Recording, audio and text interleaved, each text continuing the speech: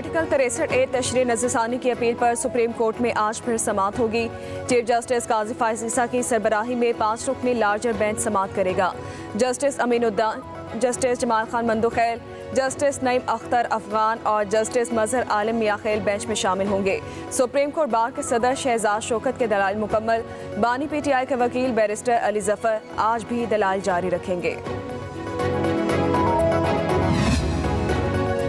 मलाइशिया के वज़ीर-ए-आज़म अनवर इब्राहिम का दौरे पाकिस्तान। मुअज़्ज़ज़ मेहमान को नूर खान एयरबेस पर 21 तोपों की सलामी पेश की गई। रवायती लिबास पहने बच्चों ने मलाइशियन वज़ीर-ए-आज़म को फूल पेश किए। वज़ीर-ए-आज़म शहबाज शरीफ का कहना है कि मलाइशिया के वज़ीर-ए-आज़म को खुशामदीद, दो तरफ़ा ताल्लुकात को मज़ीद मुस्तहकम करने के लिए मस्बत बातचीत का मुंतज़िर हूँ।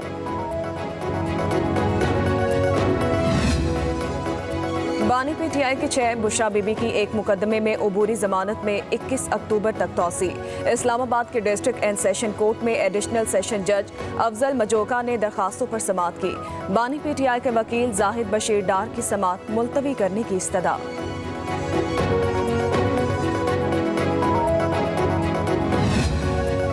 पंजाब हुकूमत ने लाहौर में 6 दिन के लिए दफ़ा 144 नाफिज कर दी। हर किस्म के सियासी इज्तिमा, धरने, जलूसों, मुजाहिरों पर पाबंदी। दफ़ा 144 का इत्तलाक 3 अक्टूबर से मंगल 8 अक्टूबर तक होगा। महकमा दाखिला का नोटिफिकेशन जारी।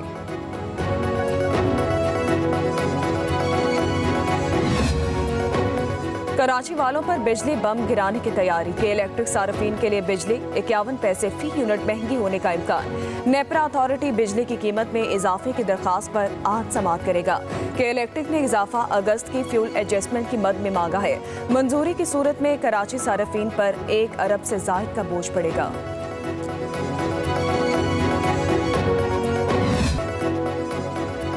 आईनी तरामीम का मसवदा मेरे पास आने से पहले वज़ीर कानून ने जजेस को बताया। बिलावल भुट्टो जरदारी का कहना है कि हम आईनी तरामीम के जरिए अदलिया से मुतालिक रिफॉर्म्स ला रहे हैं। निजी TV को इंटरव्यू देते हुए बोले, जैसे ही अदलिया इस्लाहात जजेस के इल्म में आए, सुप्रीम कोर्ट का मखसूस नशिस्तों पर फैसला आ गया। फैसला आने से हमारे नंबर्स जो पूरे थे उन्हें कम कर दिया गया। मजीद बोले, सुप्रीम कोर्ट का फैसला जुडिशल रिफॉर्म्स में बराह रास्त अदालती मुदाखलत थी। जब बात अदालत की ताकत कम करने की आए तो अदलिया का इदारा इकट्ठा हो गया। हुकूमत ख़त्म करने का अदालती हुक्म आया तो पार्लियामेंट के साथ खड़े होंगे। चेयरमैन पीपल्स पार्टी ने बानी PTI को एक बार फिर मिसाक जमहूरियत की दावत दी थी।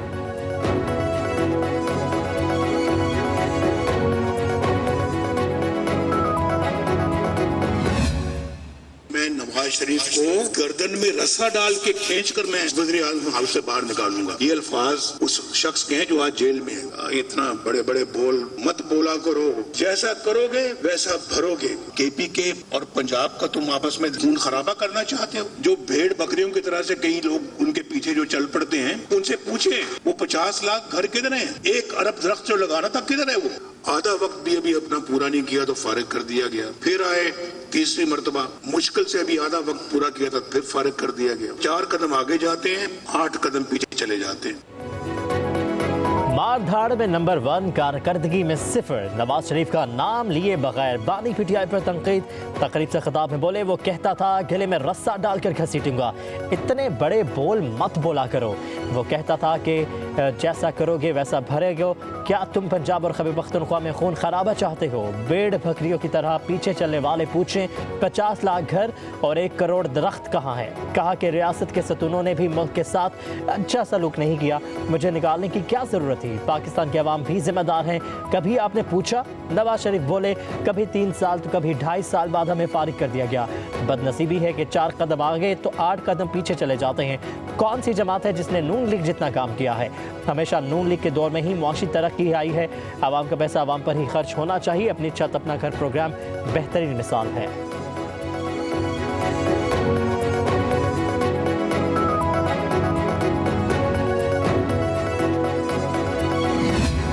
आर्टिकल 63 तशरीह नज़रसानी की अपीलों पर सुप्रीम कोर्ट में आज फिर समाअत होगी। गुज़श्ता रोज़ बेंच की तश्कील पर बैरिस्टर अली जफर का एतराज़ मुस्तरद। अली जफर ने दलाल दिए, बेंच की तश्कील कानून के मुताबिक नहीं हुई। कानून कहता है 3 रुकनी कमेटी बेंच बैठ कर बनाएगी।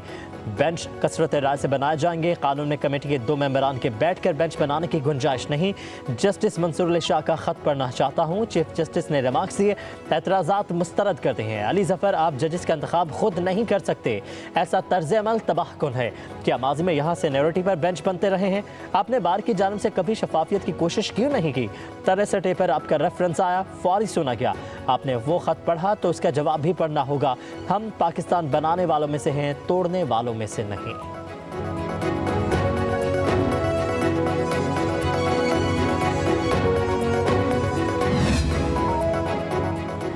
रजिस्ट्रार की रिपोर्ट सुप्रीम कोर्ट में पेश। अली जफर ने कहा, मुझे दलाल देने के लिए वक्त दरकार है। बानी पीटीआई से केस पर मशावरत करनी है।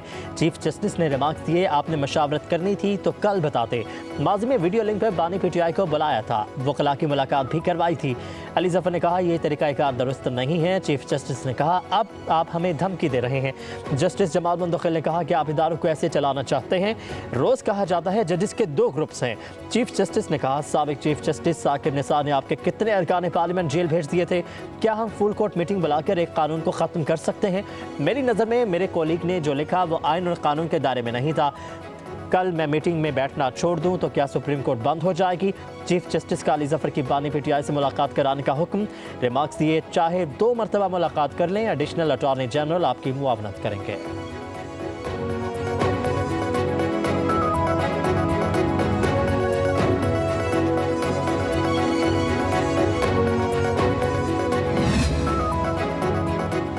सुप्रीम कोर्ट में सवाल, चीफ जस्टिस से बदतमीजी करने वाले वकील को कमरा अदालत से बाहर निकाल दिया गया। वकील मुस्तफिन काज़मी ने कहा, यह गैर कानूनी बेंच है, ये सब क्या हो रहा है?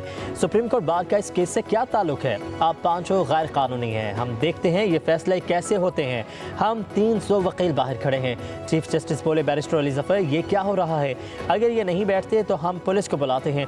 मुस्तफिन काज़मी ने कहा, बुलाएं आप पुलिस को, आप और कर भी क्या सकते हैं? चीफ जस्टिस ने कहा, बैरिस्टर अली जफर, आप आएँ और हमें बेइज्जत करें, हम ये हरगिज़ बर्दाश्त नहीं करेंगे। अली जफर बोले, इसमें मेरा क्या कसूर है? आपके साथ हूं, मुझे अपना दुश्मन ना बनाएं।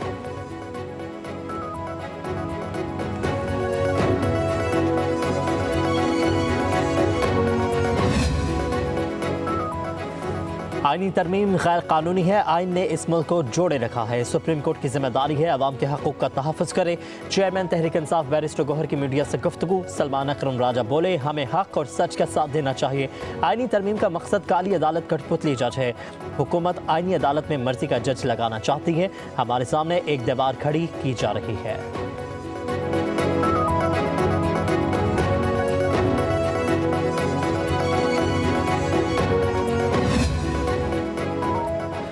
पार्लियामेंट को आईनी तरमीम का अख्तियार है। आईनी अदालत का क़याम बहुत ज़रूरी है। आईनी तरमीम पर इत्तफ़ाक़ी राय पैदा करने की कोशिश की जा रही है। मिसाक़ जमहूरियत में आईनी तरमीम शामिल थी। सिंध के वज़ीर शर्जील नामेमन की मीडिया से गुफ्तगू। बोले, एक शख्स को फ़ायदा देने के लिए रिलीफ पर रिलीफ दिया जा रहा है। जिन लोगों ने अदलिया को धमकी दी, आज वो आंख का तारा बने हुए हैं। जुडिशल एक्टिविज़म से पीपल्स पार्टी को बहुत नुकसान हुआ। चंद मखसूस जजेस की जानिब से कानून को तबाह बर्बाद करने की कोशिश की। इफ्तिखार चौधरी और साकिब निसार से हिसाब लेना चाहिए। लाखों मुकदमात इल्तवा का शिकार हैं। लोग 25-25 साल से केसेस की समाअत के मुंतज़र हैं।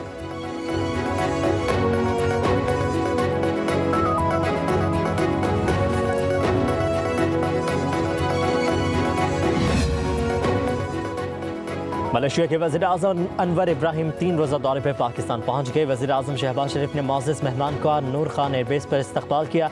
21 तोपों की सलामी पेश की गई। रवायती लिबास पहने बच्चों ने मलेशियन वज़ीर-ए-आज़म को फूल पेश किए। पाक फ़ौज के चाको चबंदस्ते ने सलामी दी।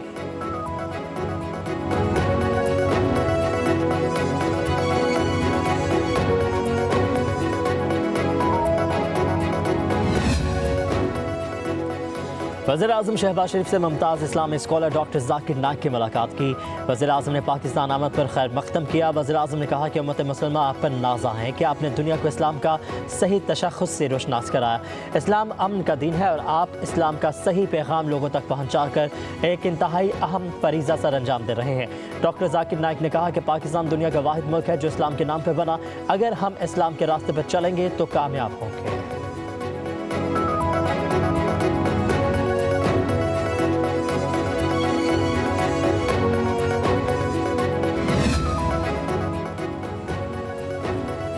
अगर जजों ने अपना इंतखाब खुद करना है तो ऐसे तो नहीं हो सकता। आने वाले 2 हफ्तों में मामलात बेहतर हो जाएंगे। सेनेटर इरफान सदीकी की मौलाना फजलुर रहमान से मुलाकात। मीडिया से गुफ्तगू में कहा कि बुनियादी निकात पर नहीं, चंद ज़ैली निकात पर मौलाना को एतराज़ है। मौलाना फजलुर रहमान का मौक़िफ़ है आइनी अदालतें होनी चाहिए।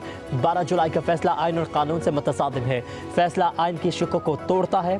आज अगर गलतियाँ करेंगे 10 साल बाद भी हम भुगतेंगे। PTI ने हमेशा सियासत में फसाद बर्पा किया है। एहतजाज के मामले में सब्र का मुजाहरा करें।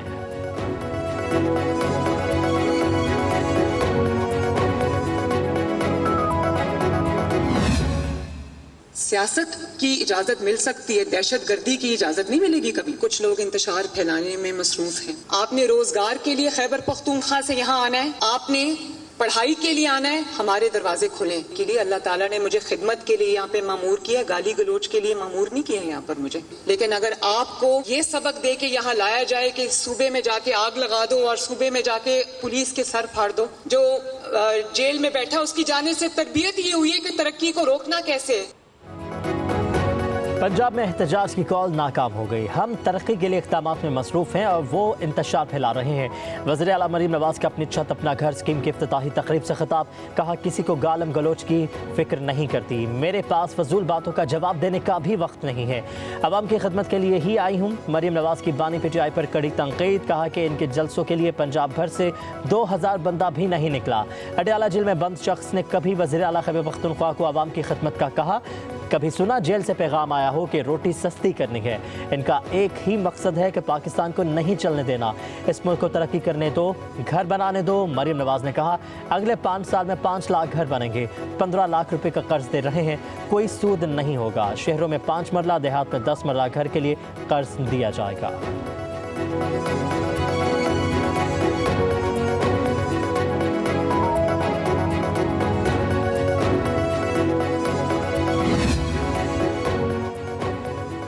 PTI ने मशहद से खेल खेला है, मुल्क को संभालने में 2 साल लगे। वज़ीर आला सिंध मुराद अली शाह की मीडिया से गुफ्तगू। कहा कि आजकल जुडिशल रिफॉर्म्स की बात चल रही है। बिलावल भुट्टो ने 1 साल कबल अपने मंशूर में आइनी अदालत के क़याम के हवाले से लिखा, ये बात 2008 में भी की गई। आजकल कहा जा रहा है कि एक ख़ास मकसद के तहत किया जा रहा है, लेकिन इस वक्त तो कोई ऐसी बात नहीं थी। वज़ीर आला ने के इलेक्ट्रिक को कराची के मकीनों के लिए अजाब करार दे दिया। कहा कि इलेक्ट्रिक बोर्ड में कौन लोग हैं मुझे नहीं पता। बोर्ड के लोग इस्लामाबाद से आते और चले जाते हैं।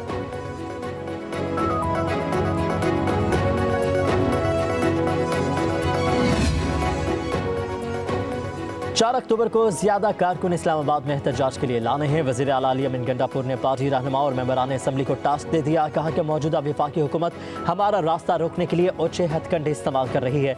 12 बजे जलूस सवाबी से डी चौक इस्लामाबाद के लिए रवाना होगा। पेशावर रास्ते बंद होने की सूरत में लाजमी इस्लामाबाद पहुँचना होगा।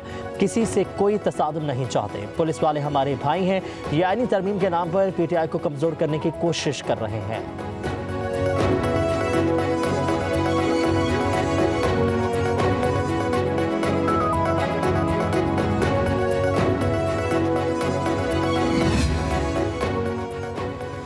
FBI के बड़े पैमाने पर तंजीम नो मुतादिद शोबे ज़ामिया ख़त्म कर दिए गए। नई पोस्टें भी तख्लीक, नोटिफिकेशन जारी। डिजी इंफॉर्मेशन टेक्नोलॉजी और digital transformation member and inland revenue operation के मातहत कर दिया गया। मेंबर पब्लिक रिलेशंस की post member tax payer services के तौर पर तब्दील। Director general internal audit member organisational audit के मातहत काम करेगा। DG revenue analysis member inland revenue policy के मातहत होगा। Member IT member digital initiative के इख्तियारात मेंबरान इनलैंड रेवेन्यू ऑपरेशंस को तफवीज़ कर दिए गए हैं।